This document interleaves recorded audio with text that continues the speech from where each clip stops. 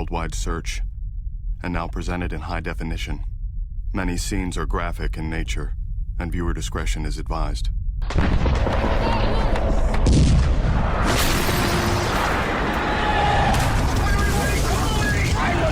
War II, fella, and I served 3 years. I know what it's about. I have a son that's going to go into the army.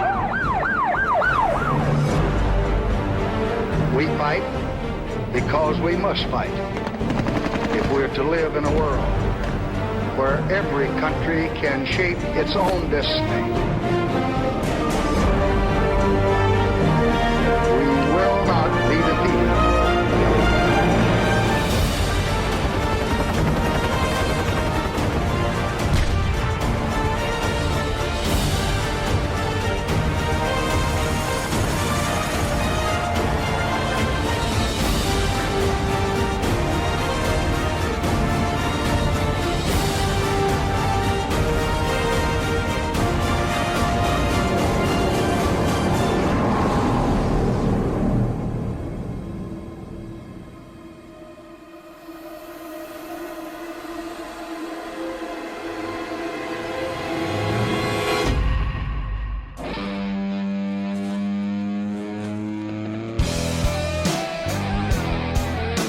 In the spring of 1969, 4 years after the first ground combat troops landed in Da Nang, there are more than 500,000 U.S. troops in Vietnam.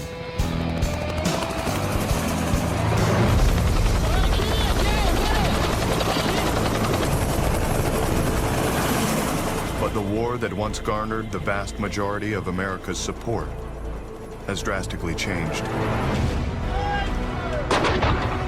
Years of growing frustration over a military strategy that focuses on enemy bodies instead of territory has caused public support to plummet.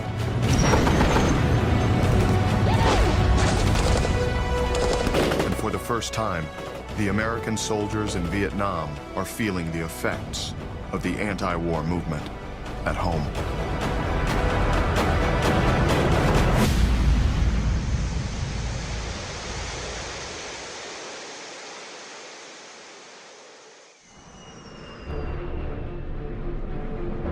Having run on a campaign pledge of peace with honor, 6 months after taking office, President Nixon meets with South Vietnamese President Nguyen Van Thieu and announces his plan to end American involvement in Vietnam. After 5 years in which more and more Americans have been sent to Vietnam, we finally have reached the point where we can begin to bring Americans home from Vietnam.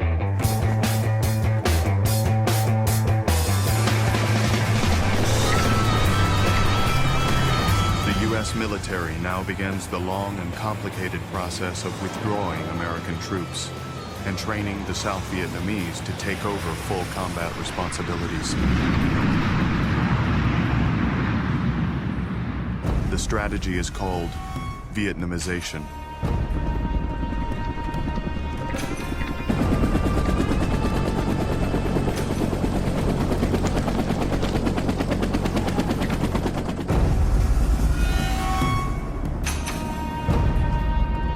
Our hearts and minds aren't here. They're back home, where most of us think we belong.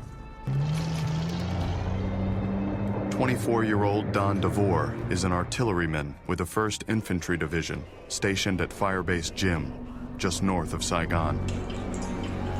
9 months earlier, DeVore received his draft notice at the same time his wife found out she was pregnant.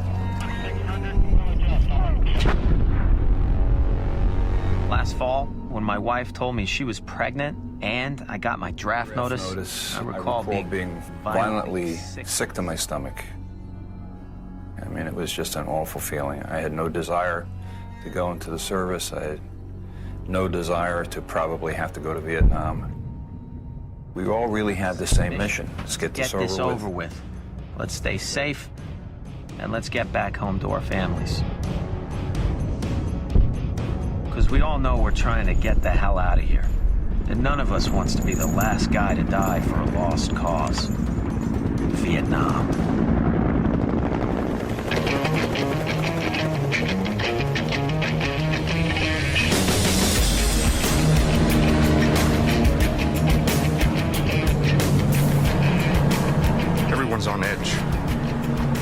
Bad enough that we're out here in the middle of this crap. Now on top of that, we've got these damn ARVN hanging over our shoulders. Gary Benedetti is a 24-year-old coxswain in the Brownwater Navy. As part of the Vietnamization process, he and his fellow sailors are training the South Vietnamese to operate U.S. boats and weapons in the Mekong Delta. With over 3,000 miles of twisting rivers, streams, and canals, the Delta is a watery version of the Ho Chi Minh Trail, used by enemy soldiers to move men, weapons, and supplies into the South.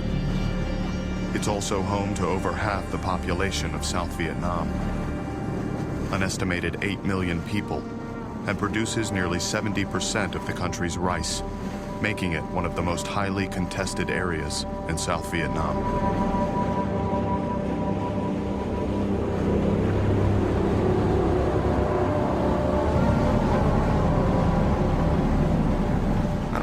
Hell, we're supposed to teach these guys to take over for us. I mean, our Navy's been out on these rivers for years trying to stop the Viet Cong, and we're still having a hell of a time. If you ask me, from my perspective, and from the perspective of a lot of guys I worked with on the rivers, it didn't seem to be that good of an idea. What it was is lack of knowledge of the boat. I mean, they're brought up in a rice paddies. They can shoot. You know, a farmer can shoot, but he can also fix a tractor. These guys didn't have tractors. They had water buffalo. So to put them on a piece of machinery. A piece of machinery. You can't do it. Especially out here, in the middle of all this. I mean, the VC ambush us every chance they get. When that happens, it takes everything we got just to stop them.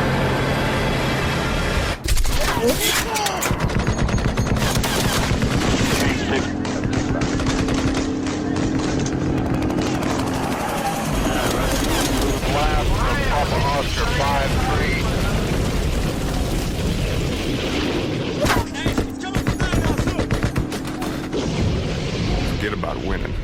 It's gonna take everything they got just to survive. Hello, Daddy. This is Debbie. How are you today? You have time, will you? Hello, Dad. This is David, and I'd just like to tell you a few things that happened. I don't have too many things to say. I like to get them. That's what makes me want to write back. Okay? See ya. Goodbye. Remember that I love you with all my heart. I miss you with all my heart. And I hope we never have to be separated again. Just hope that the war can be over. Take care. I love you. Ann Purcell's husband, Ben, has been missing in action in Vietnam for 13 months, ever since the helicopter he was riding in was shot down. Since then, she and her 5 children have had no contact with him, and no information as to whether or not he is still alive. I haven't listened to Ben's tape since he went missing. It's far too painful. But he is still all I ever think about. Most mornings, it's a struggle to get out of bed. If it weren't for the children, I probably wouldn't even bother. So when the military my assistant liaison officer called and said, "May I come out?" And I said, "Sure." And so he came out and handed me a little piece of paper, and it said, "Your husband's status is being changed from missing in action to POW because a Viet Cong soldier has been captured, and on him he had all the interrogation papers of the men that were aboard the helicopter." As I run outside to tell the children, I'm suddenly overcome with the sheer, simple beauty of the day. It's as if I've spent the last year seeing the entire world through a dark gray veil. And now, finally, that gray is gone. Of course, I realize that none of this means Ben is still alive. A lot could have happened in the last 13 months. But still, I feel like I finally got something to hold on to. I've got hope.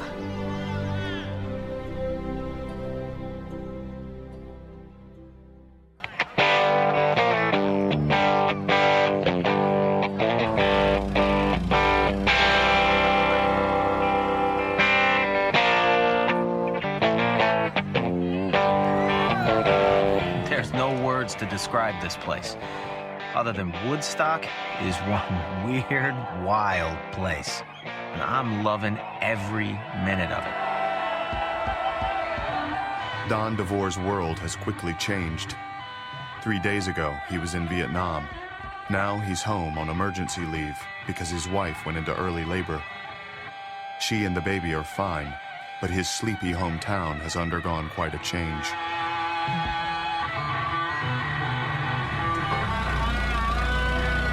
I got All the on roads Route around here 17. were like a it was a parking lot. lot.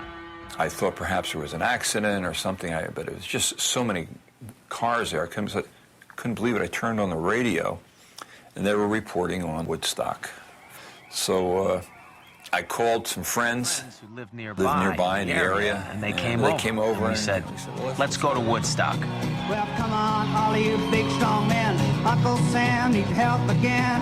Got himself in a terrible jam way down yonder in Vietnam. Put down your books, pick up a gun. We're gonna have Other than being the only guy with short hair, I feel like I fit in here way better than I ever did in Vietnam. Don't ask me, I don't give a damn. Next up is Vietnam. It just didn't resonate with Vietnam. They're these two separate worlds, you know? But as much as I try to push it out of my mind, I know none of this is gonna last. A couple of days when this leaves over, Woodstock, my family, and my brand new baby will all be a distant memory. Because I'll be back in Vietnam.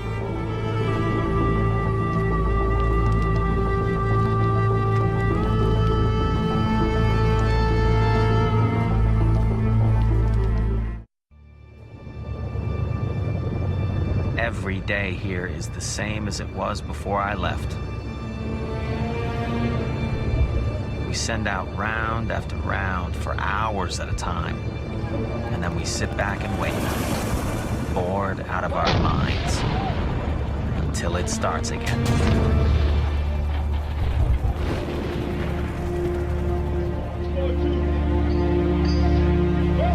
After a week in the U.S., Don DeVore is back at Firebase Gym. He and his fellow soldiers have just learned that Ho Chi Minh, the communist leader of North Vietnam, has died. They're saying we're supposed to have a ceasefire in honor of Ho's death, but we all learned from Tet that ceasefires don't mean shit.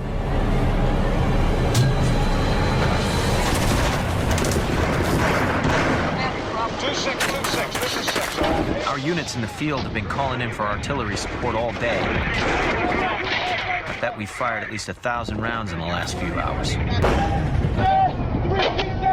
Like all fire support bases, Firebase Gym provides artillery cover for American or South Vietnamese infantry units in the field.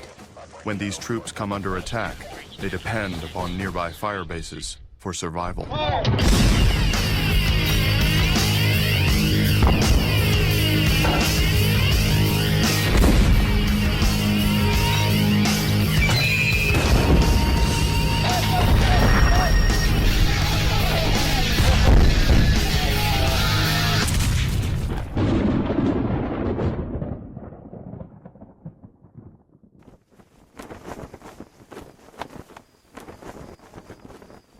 Come sunset, things die down.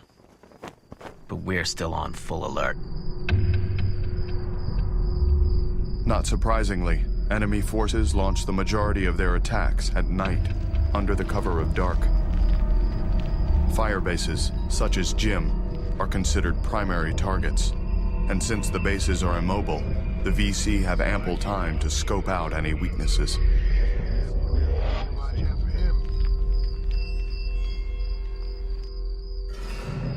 We may own the day, but the North Vietnamese, the Viet Cong, they owned the night.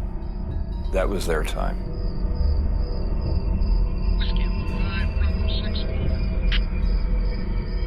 I always felt that that's when the advantage went over to them, because then a lot of the modern weaponry and techniques that we had just didn't apply to the nighttime. And at night was when we were most aware that we were very vulnerable. Some nearby bases got hit last night, so everyone's on edge. Me and 5 other guys are assigned to guard duty at the fire control bunker. Our orders are to radio in coordinates as soon as a target's spotted. Although, right now, I'm so tense I can barely talk.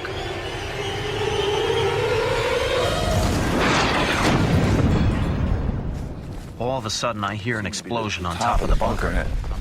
Yeah, I wasn't sure what it was, but I could see a very nervous look on the faces of some of the others, and I heard somebody say it sounded like an RPG going off, a rocket-propelled grenade.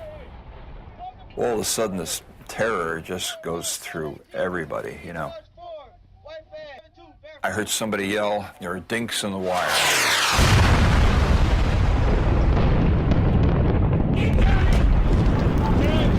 It exploded, I think, right next to my feet, and that's the one that hit me. And it literally picked me a couple of feet right up off the ground and slammed me back down. And then I could feel a lot of pain. A lot of pain up and down the left side of my body. When I look over at my left arm, it's a mangled, bloody mess. It's the last thing I remember before blacking out.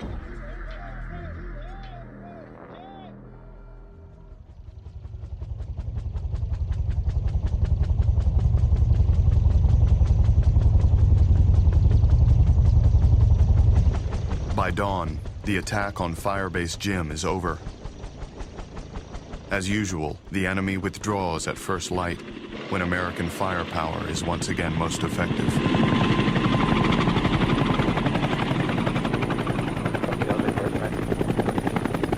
When I open my eyes, a bunch of guys are cheering for me. Kind of like a football player who's been hurt on the field. He's now being carried off to the yells and screams of the crowd.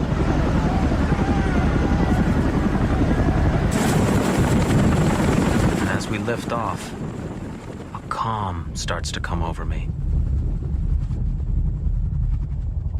I can see out the side door that the morning sun is starting to set in. Kind of a purplish red sky. And all I can think to myself is, I'm alive. For me, this craziness is over.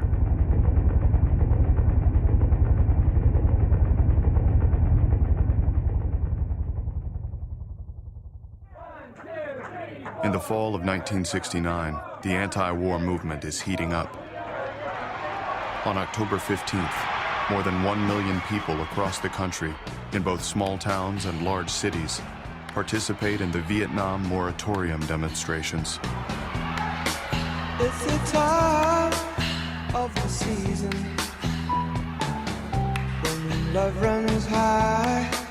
In this time, give it to me easy, and let me try with pleasured hands to take you in the sun.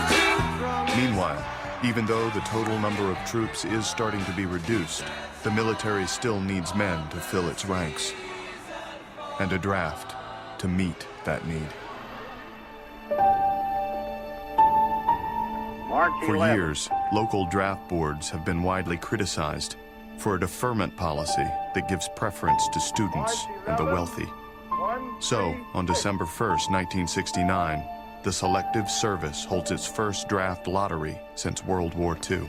June 25th. 366 plastic balls, each marked with a different birth date, including February 29th, are drawn to determine a completely random draft order for men between the ages of 19 and 25. July 4, 279.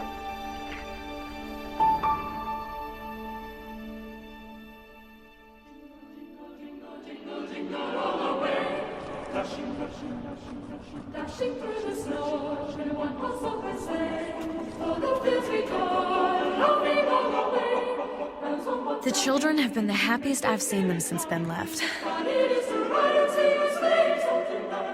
It actually even feels like Christmas this year.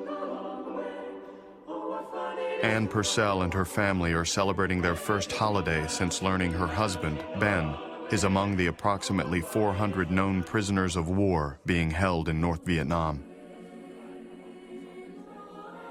Ever since we got the news about Ben, all the children think he'll be coming home soon.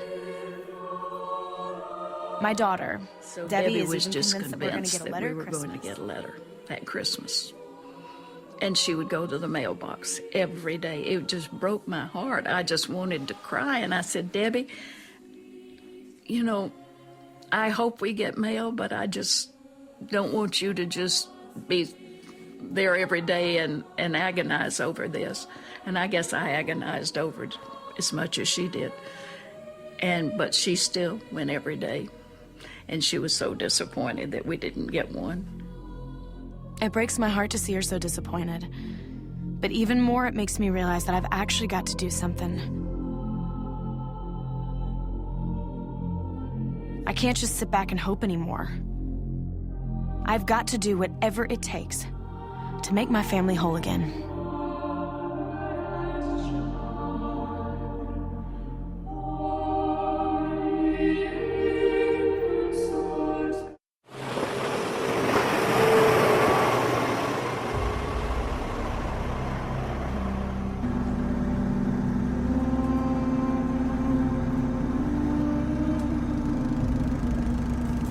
Cruising down these rivers, I'm surrounded by people who still live like they're in the Stone Age. You can almost forget that we're in the middle of a war zone. Although that's the best way to get yourself killed. Because out here, everything can change in a second, and you never see it coming. Gary Benedetti and his crew have been patrolling in the Mekong Delta for the past 12 months. Their current assignment is to pick up a group of Navy SEALs who have come under attack by the Viet Cong. They're on board what's known as an Alpha boat, which is specifically designed to withstand underwater explosions.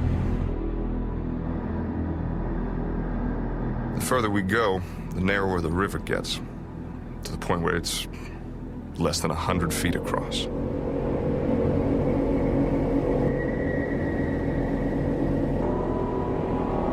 You're looking and expecting to get shot at any time. Shot at any time, and you can't see anything because all you can see is jungle. You can't see beyond the jungle because it's really thick. So you're kind of going down there, and you're wondering well, what happens. Happening. You're expecting it at any time.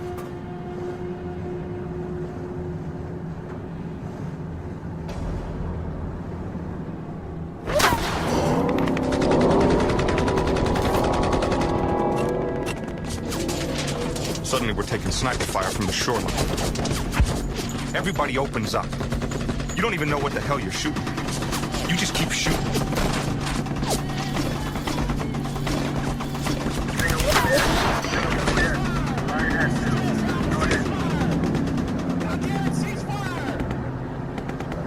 Over the radio, I hear the commander screaming, "Ceasefire! Ceasefire! This is Jester Alpha! Ceasefire!"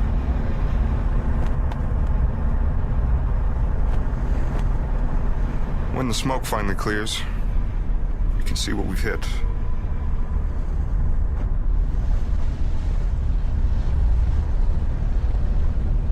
It's a little village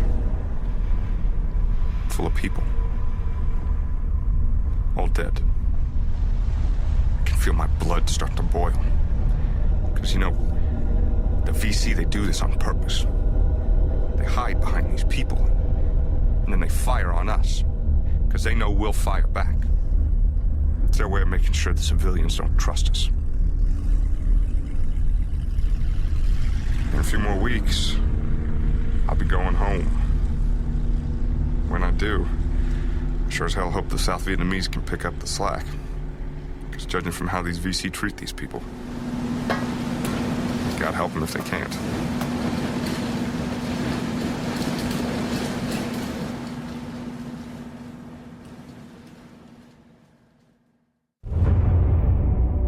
In Paris, peace talks between North and South Vietnam, the Viet Cong, and the United States are deadlocked. After nearly 2 years, almost all that has been agreed upon is the shape of the negotiating table. Hoping to speed up the process, National Security Advisor Henry Kissinger begins secret meetings with North Vietnamese negotiator Le Duc Tho.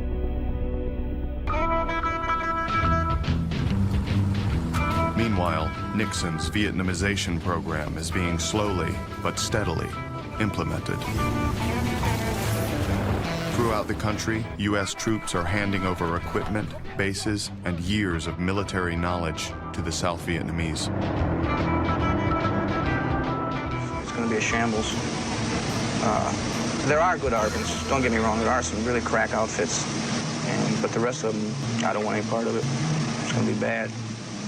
Can't get the support now. What's it going to be like when there's less and less of us?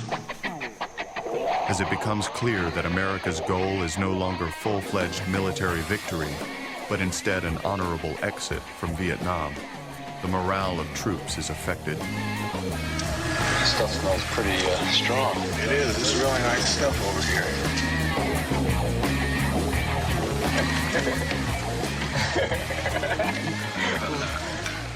And you empty it out and you stick the bowl in the barrel, blow into the bowl, and when it comes out, you get really stoned. I picked a hell of a time to come back to this country. Although the main reason I did is because I'm dying for a chance to command a battalion.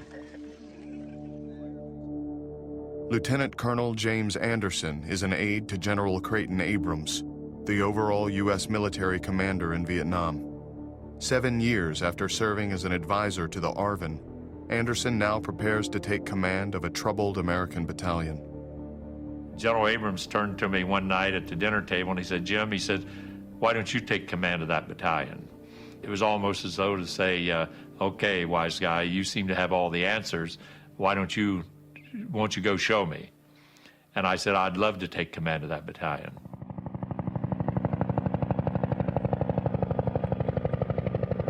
Anderson will soon discover just how important unifying his men is. The door to battalion headquarters opens, and in walk a bunch of generals. They swear me to secrecy and get right to the point. How long before you can be prepared to make a combat assault into Cambodia?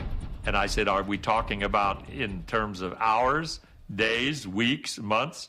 And they said, we're talking about hours. For years, the North Vietnamese have used neighboring Cambodia as a refuge. Much of the Ho Chi Minh Trail runs through the country, and large stores of enemy weapons and supplies are hidden along the border.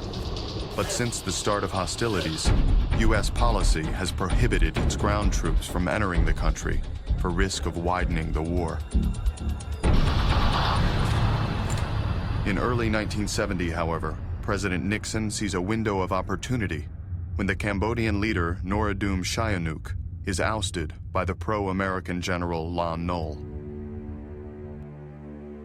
Despite the political risk, Nixon decides a chance at destroying the NVA's capacity to launch assaults into South Vietnam is worth the gamble, and so he issues top-secret orders, sending U.S. troops into Cambodia.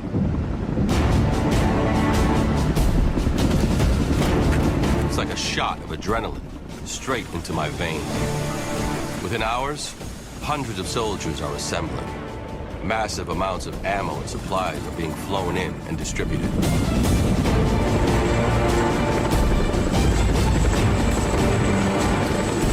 No one can contain their excitement. We've been waiting a long time for this.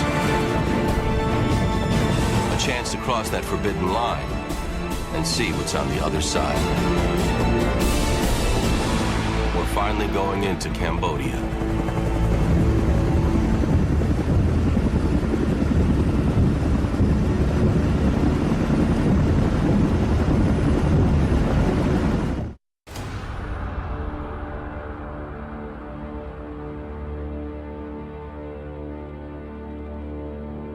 I haven't slept in almost 24 hours, and yet I feel more awake now than I ever have in my life. Lieutenant Colonel James Anderson is leading his battalion from the 1st Air Cavalry into Cambodia. Ahead of them stretch waves of tactical fighters and B-52 bombers, while below race mile-long columns of mechanized infantry and armor. Altogether, 30,000 U.S. troops are poised for action. Their mission is twofold. First, decimate enemy sanctuaries and disrupt NVA supply lines along the Ho Chi Minh Trail. And second, attempt to find and destroy the Communist Military Command Center known as Casvin, which is rumored to be located in the Fishhook region.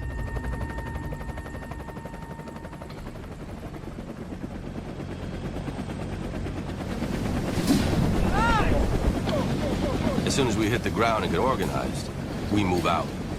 I don't intend to waste any time finding what the enemy has been hiding.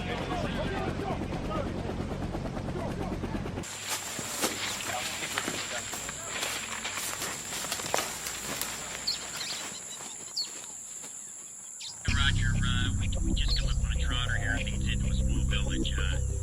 Don't seem like there's any movement in there. It doesn't take long. Within 2 hours, we come across a massive enemy training and supply dump. Start coming this way. Up.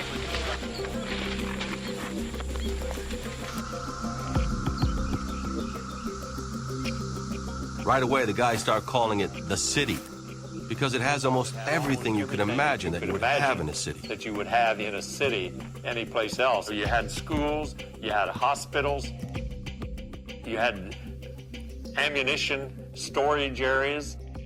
I don't know how many tons, hundreds of tons of rice that were in there.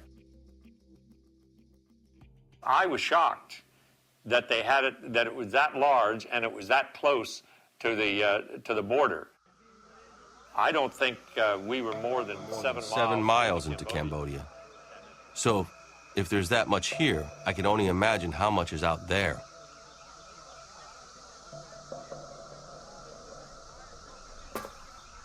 There's so many supplies, it'll take months to destroy it all.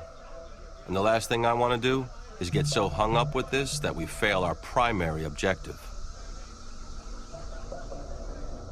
So I ordered 2 of my rifle companies to stay back at the city and oversee its destruction, while I take the other 3 companies and head out to find the NVA headquarters.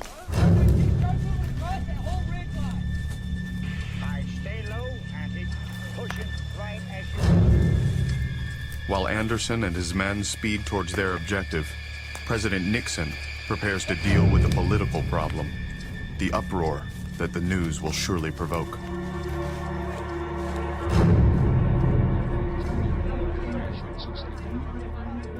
He decides to take the offensive so he can frame the issue before others do.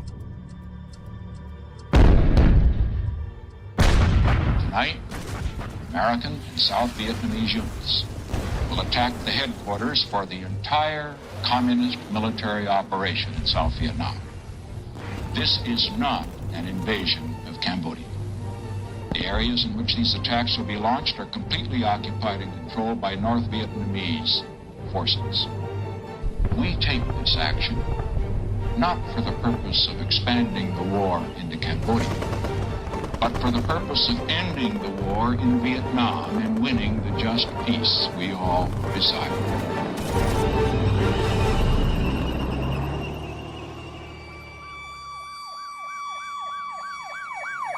The day after Nixon's announcement, student protests break out on dozens of campuses across the country.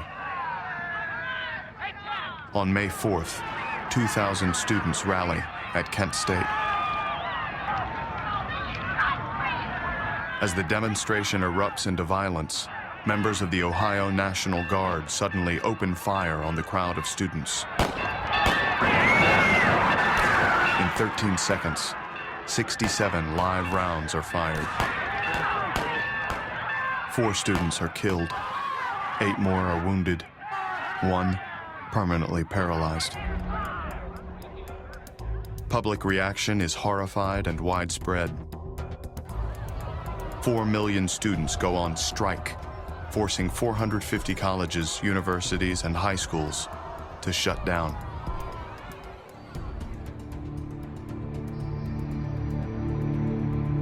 Ever since I came back from Vietnam, I've been trying to push this war out of my mind.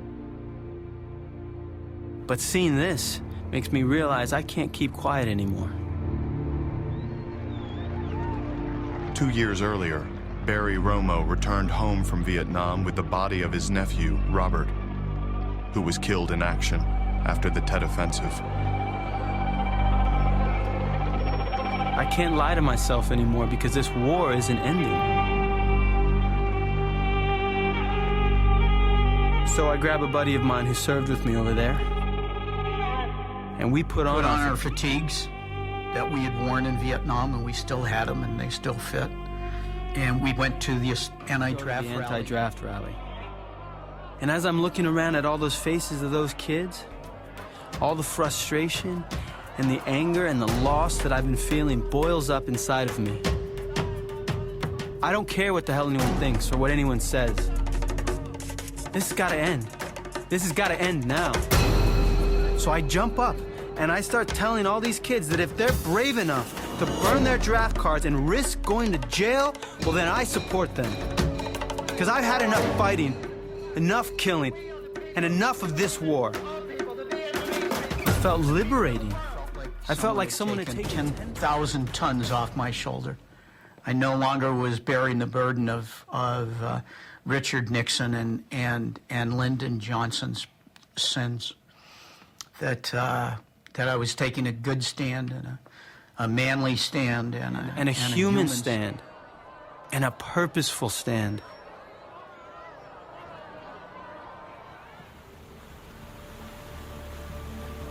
With the country tearing itself apart, President Nixon issues a directive curtailing the scope and length of the mission in Cambodia.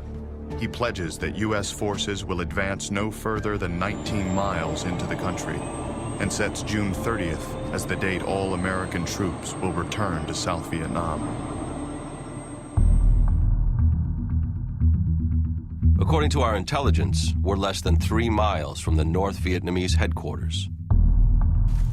Meaning, we'll be there before nightfall.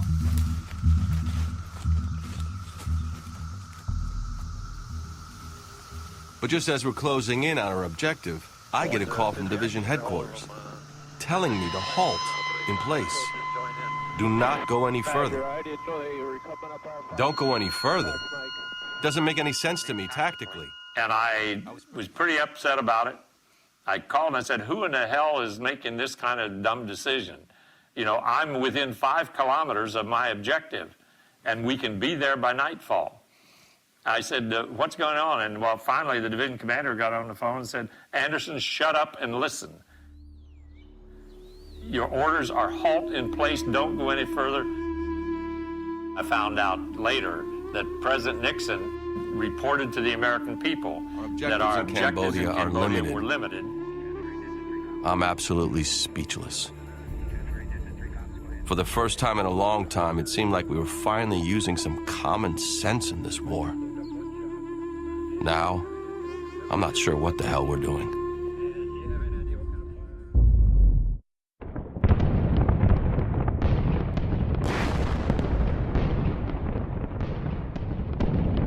The only thing more frustrating than knowing the enemy's withdrawn beyond our reach again is knowing that our time in Cambodia is up. So there's absolutely no chance we'll accomplish anything else here.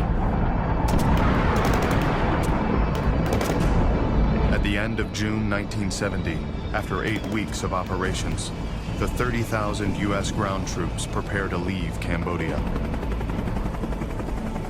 Although the 19-mile restriction prevented U.S. forces from locating the NVA headquarters, they did confiscate or destroy 20,000 enemy weapons, over 7,000 tons of rice, and nearly 2,000 tons of ammunition, the largest enemy supply cache destroyed to date. But for soldiers such as James Anderson, the moment is bittersweet.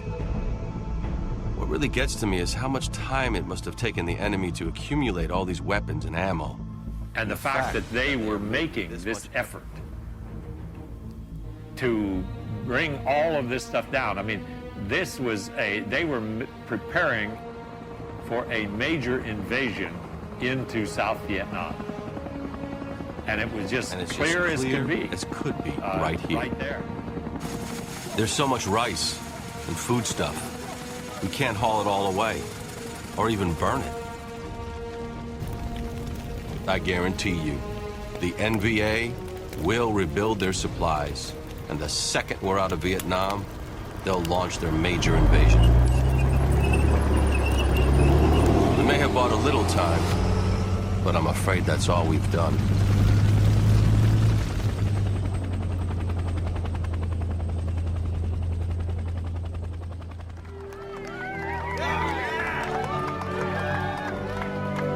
Every day I see another wife welcome her husband back from Vietnam. I'm so happy for them. But at the same time, nobody's doing a thing to help bring Ben home. And I'm through waiting.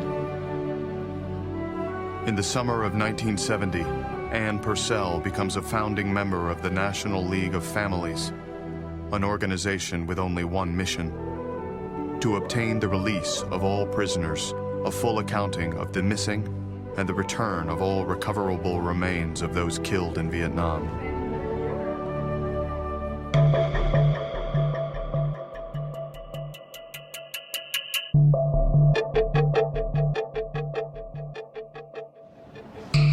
We set up bamboo cages so people can see what our men are held in, and organize petitions and letter campaigns. By doing all these things, it helps to get the word out about our POWs, especially to people that were not directly involved in the war. It made people realize that there is a human being that's out there that we need to think about and pray about, that's been fighting for our freedom. But as 1970 slips into 1971, peace talks continue to stall, while America's withdrawal from Vietnam accelerates. Over the past 10 years, presidents of the United States have come before the American people in times of crisis to talk about war, the threat of war. Today, I am able to talk to you in a more hopeful and positive vein about how we are moving this nation and the world toward a lasting peace. We have kept our commitments as we have taken out our troops. South Vietnam now has an excellent opportunity not only to survive, but to build a strong, free society. We are at a critical moment in history.